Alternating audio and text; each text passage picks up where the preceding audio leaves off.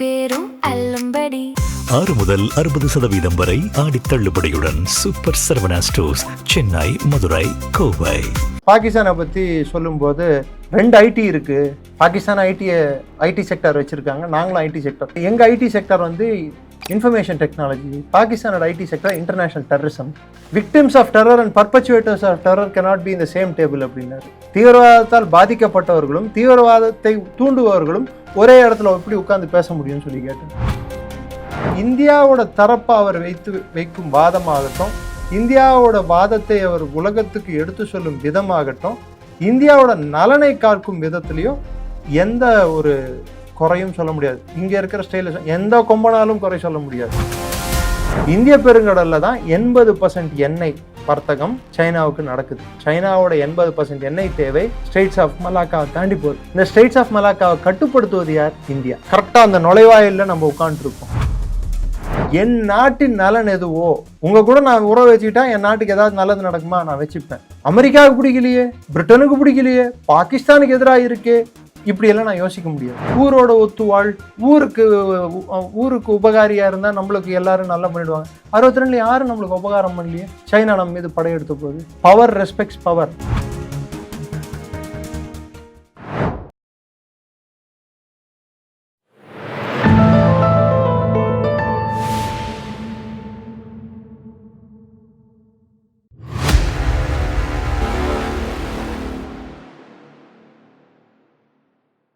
தாமரை TV நேயர்களுக்கு வணக்கம். இன்றைய நேர்காணலில் நம்முடன் இணைந்திருக்கும் சிறப்பு விருந்தினர் டாக்டர் நிரஞ்சன் அவர்கள்.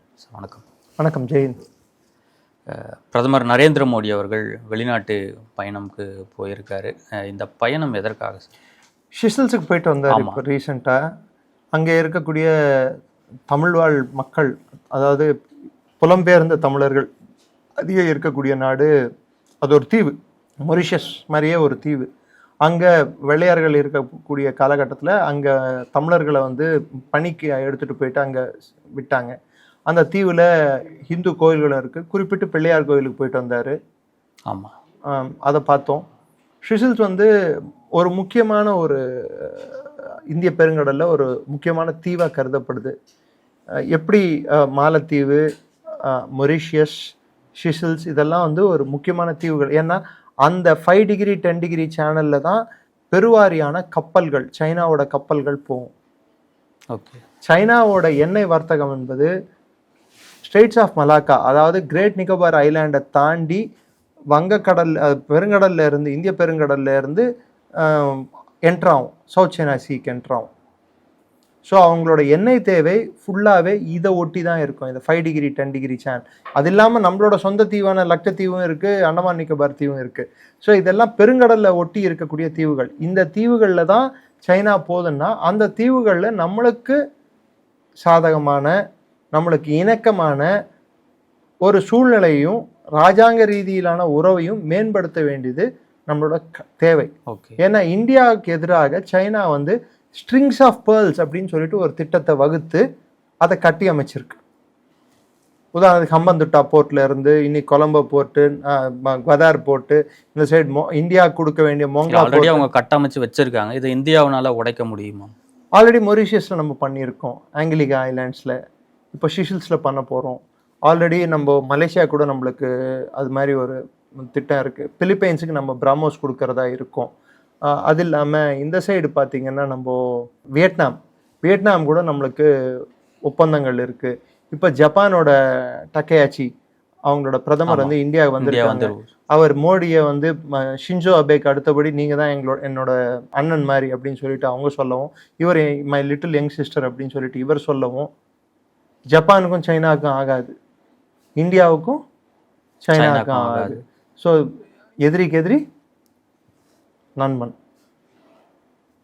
ஓகே. ஸோ அவங்க சைன் பண்ணியிருக்க அக்ரிமெண்ட் கூட டிஃபென்ஸ் கோஆப்ரேஷனும் ஒன் ஆஃப் தி அக்ரிமெண்ட்ஸ் ஜப்பானும் இந்தியாவும் சைன் பண்ணியிருக்கிறது. அதை நம்ம புரிஞ்சுக்கணும். ஸோ எப்படி இருந்தாலும் ஒரு பக்கம் சைனா வந்து பாகிஸ்தானுக்கு போயிட்டு வந்துட்டு, இன்னொரு பக்கம் பங்களாதேஷ் பிரதமர் சைனாவுக்கு போயிட்டு வந்துட்டு அவங்க ஒரு கட்டமைப்பை ஏற்படுத்தும் போது அது கவுண்டர் கட்டமைப்பை நம்ம ஏற்படுத்த வேண்டியது நம்மளோட கடமை. ஓகே. சைனா வந்து ஒரு சொல்றதுக்கு தான் சைனா வந்து பெரிய நாடு, கம்பீரமான நாடு. சைனாவுக்கு சுற்றி வளையம் இருக்கு. சைனாக்கும் ஜப்பானுக்கு ஆகாது, சைனாக்கும் சவுத் கொரியாவுக்கு ஆகாது, சைனாக்கும் பிலிப்பைன்ஸ்க்கு ஆகாது, சைனாக்கும் வியட்நாமுக்கு ஆகாது, சைனாவுக்கும் மலேசியாவுக்கு ஆகாது, சைனாக்கும் இந்தோனேஷியாவுக்கு ஆகாது.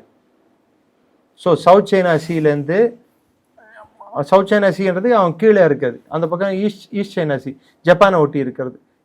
இந்த பகுதி ஃபுல்லாக அவன் சைனா கடந்து வரணும்னா மொத்தம் அவனுக்கு ஆன்டியா, அதாவது அவனுக்கு எதிரான நிலைப்பாடு கொண்ட நாடுகளை தாண்டி அமெரிக்காவோட பேஸாக இருக்கக்கூடிய நாடுகள் இதெல்லாம், ஜப்பானும் சவுத் கொரியாவும் டாய்வானும் பிலிப்பைன்ஸும், இதெல்லாம் தாண்டி திரும்பி இந்திய பெருங்கடலில் அவர் நுழையணும். ஓகே. இந்திய பெருங்கடலில் தான் 80% எண்ணெய் வர்த்தகம் சைனாவுக்கு நடக்குது. சைனாவோட 80% எண்ணெய் தேவை நம்ம ஸ்ட்ரெயிட்ஸ் ஆஃப் மலாக்காவை தாண்டி போகுது. இந்த ஸ்ட்ரெயிட்ஸ் ஆஃப் மலாக்காவை கட்டுப்படுத்துவது யார்? இந்தியா. கரெக்டாக அந்த நுழைவாயிலில் நம்ம உட்காந்துருக்கோம்.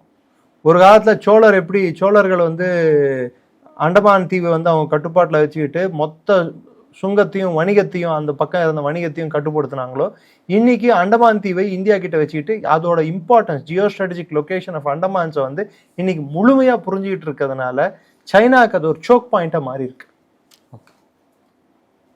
நம்ம நேரடி நீங்க ஒண்ணுமே பண்ண தேவையில்ல சார். சில நேரங்களில் ஒரு போலீஸ்காரர் வந்து ரோட்ல நிற்கிறாருன்றதே வந்து ஒரு அச்சத்தை உண்டாக்கும். கரெக்டா? ஒழுங்கா போனோம்டாடே, நம்ம கொஞ்சம் ஃபாஸ்டா போனா பிடிச்சிருவாங்க, அதான் அச்சத்தை ஒண்ணு.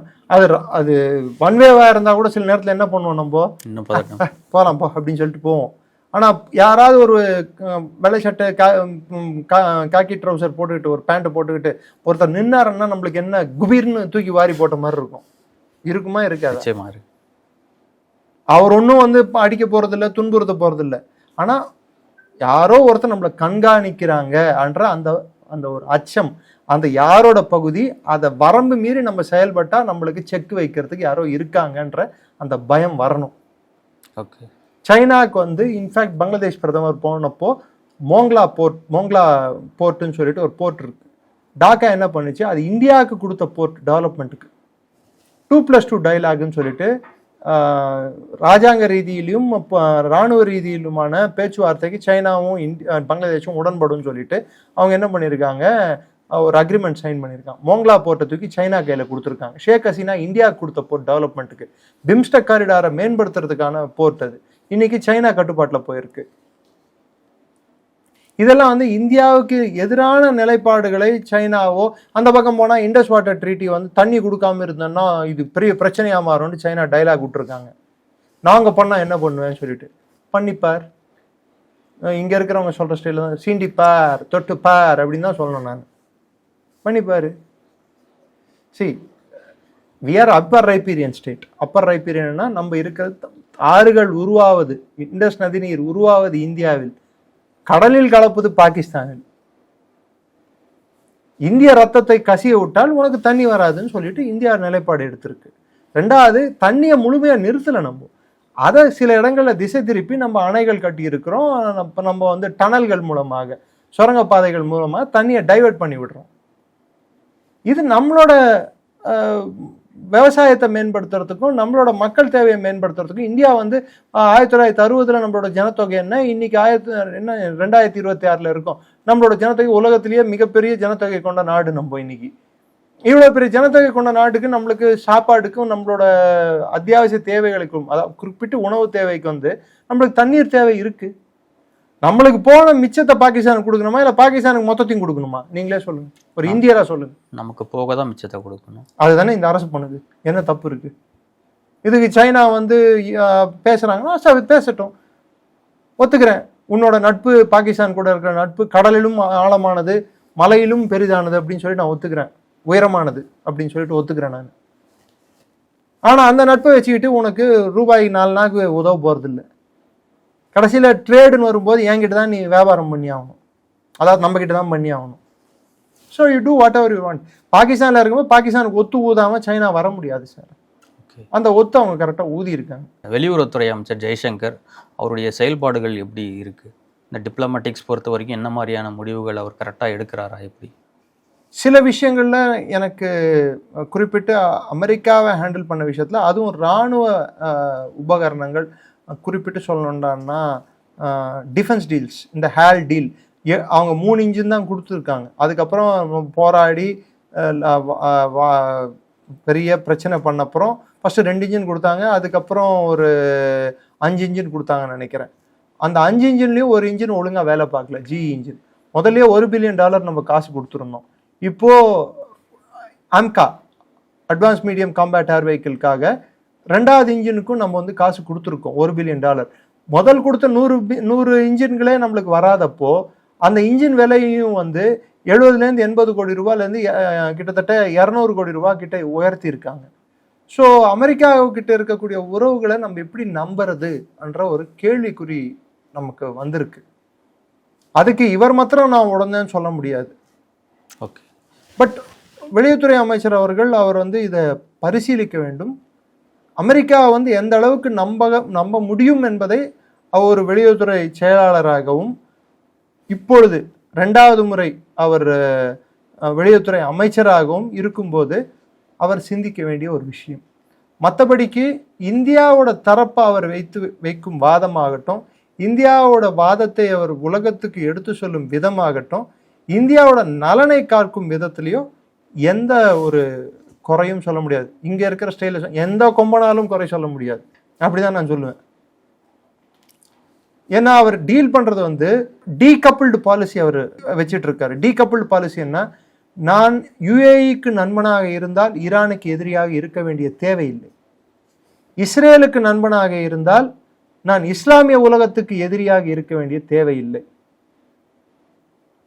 நான் ரஷ்யாவுக்கு நண்பனாக இருந்தால் நான் சைனாவுக்கு நண்பனாக இருக்க வேண்டிய கட்டாயம் இல்லை. Okay, that's called multi layered engagement strategy. ஒவ்வொரு நாடு தனித்துவமா இந்தியா அணுகும். நமக்கு என்ன பலன், அவங்களுக்கு என்ன பலன், நீ இங்கேருந்து என்ன எடுத்துட்டு போற, நான் எனக்கு அங்கேருந்து என்ன கொடுக்க போகிறேன், எங்கெல்லாம் நமக்கு உறவுகள் ஒத்து போதோ அங்கெல்லாம் நம்ம வந்து சேர்ந்து செயல்படலாம். எங்க ஒத்து போலியோ உன் வழியை நீ பார்த்துக்கோ, என் வழியை நான் பார்த்துக்கிறேன். அதுதான் ஒரு ஃபாரின் பாலிசியில் நாங்கள் படிக்கிற போது எங்களுக்கு சொல்லி கொடுப்பது நேஷனல் இன்ட்ரெஸ்ட்னு சொல்கிறத. அதுக்கே இன்னொரு வார்த்தை முன்னாடி போடுவோம், என்லைட்டன்டு நேஷனல் இன்ட்ரெஸ்ட் அப்படின்னு சொல்லுவோம். அது அதாவது விழிப்புணர்வு கொண்ட ஒரு தேசிய கண்ணோட்டம் அப்படின்னு சொல்லிட்டு அந்த அந்த ஒரு சிந்தனை வந்து அரசுக்கு வேணும். என் நாட்டின் நலன் எதுவோ, உங்க கூட நான் உறவு வச்சுக்கிட்டா என் நாட்டுக்கு ஏதாவது நல்லது நடக்குமா, நான் வச்சுப்பேன். அமெரிக்காவுக்கு பிடிக்கலையே, பிரிட்டனுக்கு பிடிக்கலையே, பாகிஸ்தானுக்கு எதிராக இருக்கே, இப்படியெல்லாம் நான் யோசிக்க முடியாது. உலகத்தில் இன்னைக்கு இருக்கிற எல்லா நாடுகளும் தன்னோட நலன் சார்ந்த ஒரு வெளியுறவு கொள்கையை தான் மெயின்டைன் பண்ணுவாங்க தவிர்த்து இந்தியாவோட 2வது பிரதமர் எதுக்குன்னு கேட்காதீங்க. 2வது பிரதமரே சொல்லிட்டாரு, முதல் பிரதமர் நேதாஜின்னு சொல்லிட்டு. ஏன்னா இவர் செலக்டட் பிரைம் மினிஸ்டர். அவர் தான் முதல்ல இந்திய கொடியை வந்து அந்தமான் தீவில் ஏற்றி இந்தியாவோட தனி நிலப்பரப்பா டிக்ளேர் பண்ணி பிரதமராக பதவி ஏற்றுக்கொண்டது நேதாஜி சுபாஷ் சந்திர போஸ். அப்படிதான் நம்ம நினைக்கணும். ஓகே, இவர் செலக்டட் தானே, அதில் எந்த மாற்று கருத்து. அதனால ஸோ அவரோட எண்ணோட்டம் எப்படின்னா, ஊரோட ஒத்துவாள், ஊருக்கு உபகாரியா இருந்தா நம்மளுக்கு எல்லாரும் நல்லா பண்ணிடுவாங்க. 62 யாரும் நம்மளுக்கு உபகாரம் பண்ணலையே. சைனா நம்ம மீது படையெடுத்த போது. Power respects power. வலிமைதான் வலிமையை விரும்பும் நாடும். அடிச்சாதான், உங்களை அடிச்சா என்னை திருப்பி அடிப்பீங்கன்ற பயம் இருக்கணும் எனக்கு. அடிச்சா ரொம்ப நல்லவன்டா, எவ்வளோ கொடுத்தாலும் வாங்குவான்னா நான் அடிச்சுக்கிட்டே தான் இருப்பேன் அவங்கள. அவன் நம்ம அடிக்கிறதுக்கு முன்னாடி அவன் அடிச்சிருவான்டாடே, அவங்ககிட்ட போகாதரா அப்படின்வாங்க. இல்லை சும்மா நானும் ரவுடி தான் உதார் விட்டுருந்தா யூஸ் இல்லை சார். ஓகே, ஸோ அந்த அளவில் அவர் ஆப்ரேஷன் சிந்தூர் அவர் டிஃபெண்ட் பண்ணுறதாகட்டும், இந்தியாவோட ரஷ்யா கூட இருக்கக்கூடிய உறவுகளை அவர் டிஃபெண்ட் பண்ணுறதாகட்டும், அதெல்லாம் திறன்பட அவர் வந்து டிஃபெண்ட் பண்ணியிருக்காரு. ஐரோப்பாவை எக்ஸ்போஸ் பண்ணதாகட்டும், உதாரணத்துக்கு ஒரு இதில் சொன்னார், நாங்கள் ஒரு வருடத்துக்கு வாங்குற எண்ணெயை நீங்கள் ஒரு நாளுக்கு வாங்கிட்டு இருக்கீங்க, நீங்கள் சொல்லக்கூடாது எது நல்லது கெட்டது அப்படின்னு சொல்லி சொன்னார். அதே மாதிரி ஒரு இதில் பாகிஸ்தானை பற்றி சொல்லும்போது 2 ஐடி இருக்குது. பாகிஸ்தான் ஐடி செக்டார் வச்சுருக்காங்க, நாங்களும் ஐடி செக்டார். எங்கள் ஐடி செக்டார் வந்து இன்ஃபர்மேஷன் டெக்னாலஜி, பாகிஸ்தானோட IT sector international terrorism. Victims of terror and perpetrators of terror cannot be in the same table அப்படின்னாரு. தீவிரவாதத்தால் பாதிக்கப்பட்டவர்களும் தீவிரவாதத்தை தூண்டுபவர்களும் ஒரே இடத்துல எப்படி உட்கார்ந்து பேச முடியும்னு சொல்லி கேட்டார். அதாவது sometimes is very brutal with is truth. வெளிப்படைத்தன்மையோடு, அதுவும் அடி முன்ன நம்ம வீரேந்தர் சேவாக சொல்லுவோம் பாருங்க, முதல் பால்லேருந்தே அடிக்கிறான் அப்படின்னு சொல்லிட்டு, அது மாதிரி தான் அவர் பேசுகிற ஸ்டைல் எல்லாம் தடாலடி தான். Because is not a politician, he knows the diplomatic language. வாழைப்படத்தில் ஊசி ஏற்றுற மாதிரி தான் ஏற்றுவார், ஆனால் அது ஏற்றுறது ஊசின்னு சொல்லிட்டு அதுக்கப்புறம் தான் புரியும் மற்றவனுக்கு. Is very diplomatic, at the same time calculated. ஆழ்ந்து பேசுவார், கண்ணியத்தோடு பேசுவார், ஆனால் ஆக்கப்பூர்வமாக பேசுவார், அழுத்தமாக பேசுவார். அது மாதிரி ஒரு ஃபாரின் மினிஸ்டர் இந்தியா வந்து பார்த்ததில்லைன்றது என்னோட கருத்து. நான் பார்த்த ஃபாரின் மினிஸ்டர்ஸ், நான் சுஷ்மா ஸ்வராஜ் அவர்களையும் பார்த்துருக்கேன், யஷ்வந்த் சின்ஹாவையும் பார்த்தேன், ஜஷ்வந்த் சிங்கையும் பார்த்தேன். காங்கிரஸ் ஆட்சி காலத்தில் பல்வேறு ஃபாரின் மினிஸ்டர்ஸை பார்த்தேன். பட் ஒரு ஃபாரின் மினிஸ்டருக்கு உலகளாவிய அளவில் அவருக்குன்ட்டு ஒரு தனித்துவத்தை கொண்டு வந்தது அந்த ஃபாரின் மினிஸ்ட்ரி. இந்தியாவில் ஒரு ஃபாரின் மினிஸ்ட்ரிக்குன்ட்டு ஒரு மரியாதையை வந்து அதை உச்சத்துக்கு இன்னைக்கு உலகளாவிய அளவில் எடுத்துகிட்டு போயிருக்கிறது திரு ஜெய்சங்கர் அவர்கள். அதில் மாற்று கருத்தே இல்லை.